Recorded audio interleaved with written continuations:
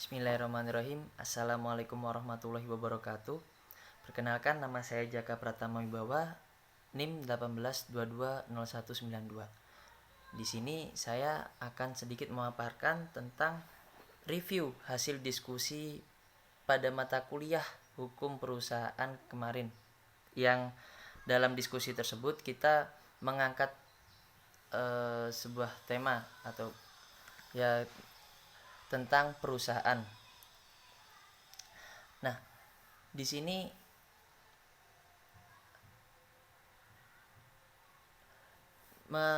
mengenai tentang perusahaan tersebut seperti yang disebutkan pada Undang-Undang Nomor 3 Tahun 1982, yang mana menyebutkan tentang wajib daftar perusahaan.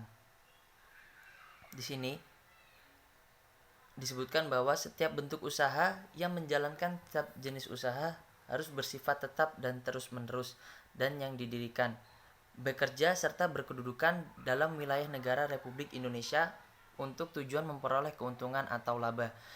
Nah, di sini ada beberapa poin penting seperti usaha yang terdapat pada perusahaan tersebut harus bersifat tetap dan terus-menerus, yang mana diartikan bahwa usaha tersebut tidak boleh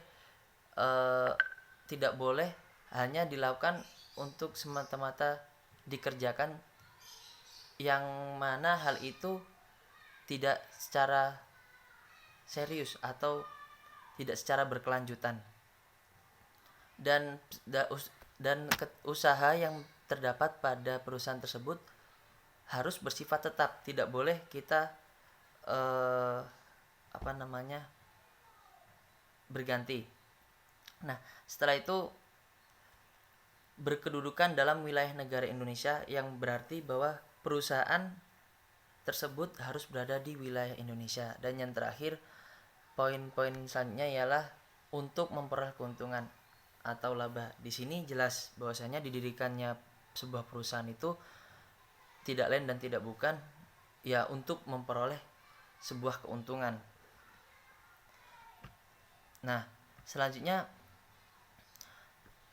di sini lanjut kita berbicara mengenai hukum perusahaan. Apa sih itu hukum perusahaan? Hukum perusahaan adalah hukum yang mengatur seluk-beluk mengenai sebuah perusahaan tersebut. Seluk-beluk tersebut bisa diartikan atau mencakup dari bagaimana berdiri dan berjalannya sebuah perusahaan tersebut, tanggung jawab perusahaan terhadap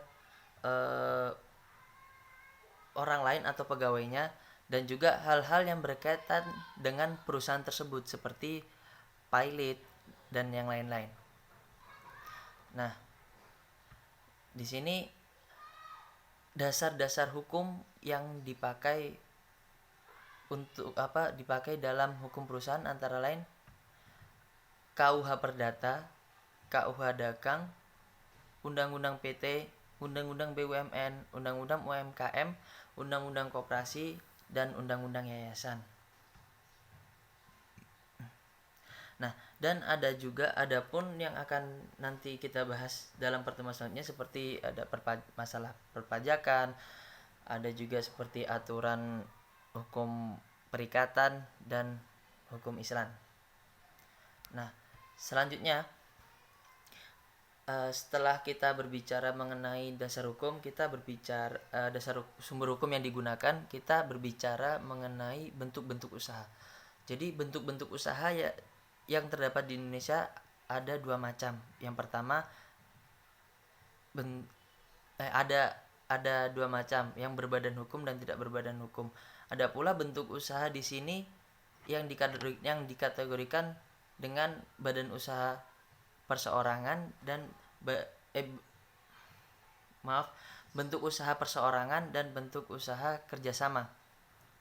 Nah, di sini apa sih maksudnya bentuk usaha perseorangan dan bentuk usaha kerjasama? Jadi bentuk usaha perseorangan ialah bentuk usaha yang dilakukan oleh satu orang.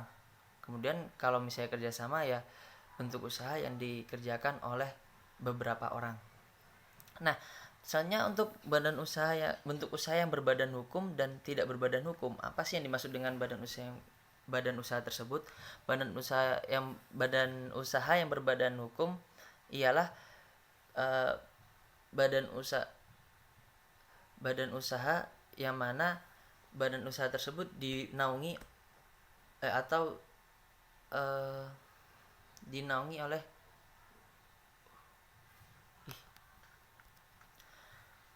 ya. Lanjut kita ke bagian bentuk-bentuk usaha yang ada di Indonesia. Itu ada beberapa macam, seperti bentuk usaha perseorangan, bentuk usaha kerjasama, kemudian bentuk usaha berbadan hukum, dan bentuk usaha tidak berbadan hukum. Nah, di sini adapun bentuk usaha yang berbadan hukum seperti contohnya seperti CV dan firma, dan ada pula bentuk usaha yang tidak berbadan hukum bentuk usaha yang berbadan hukum ada contohnya seperti PT. Tetapi bentuk usaha yang tidak berbadan hukum ada contohnya seperti CV dan firma. Nah, untuk lebih mengenal masalah firma disebutkan dalam pasal 16 junto 18 dan 22 sampai 25 di KUHD. Kemudian jikalau CV itu diatur dalam pasal 19 sampai 21 KUHD. Nah, kemudian kita berbicara mengenai usaha dagang. Usaha dagang ialah usaha perseorangan yang mana hal ini dijadikan atas dasar pertimbangan bahwa skala usaha masih kecil atau sederhana. Nah, setelah itu kita beralih ke civil partnership atau persekutuan perdata. Nah, yang di persekutuan perdata dapat dikatakan asal muasal atau bentuk awal dari badan usaha yang berdasarkan kerjasama. Hal ini diatur dalam KUH Perdata pasal 16, 18 sampai 1652. Nah, disebutkan dalam pasal 1618 bahwa persekutuan adalah suatu perjanjian dengan mana dua orang atau lebih mengikatkan diri untuk memasukkan sesuatu dalam persekutuan dengan maksud untuk membagi keuntungan yang terjadi karenanya. Kemudian dalam persekutuan ada beberapa elemen yang mana hal ini harus ada di dalam persekutuan tersebut, seperti terbentuk berdasarkan perjanjian, memasukkan sesuatu dalam persekutuan, kemudian tujuannya untuk membagi keuntungan. Nah, kemudian dalam pasal 1618 tidak mengharuskan adanya persyaratan tertentu untuk mendirikan persekutuan perdata, sehingga perjanjian yang dimaksud bersifat konsensual, yaitu dianggap cukup dengan adanya persetujuan, kehendak, atau kesepakatan. Walaupun dalam praktiknya orang lebih memilih akta notaris. Di sini juga kebanyakan orang memilih akta notaris dikarenakan untuk memperkuat hukum yang ada dari persekutuan tersebut.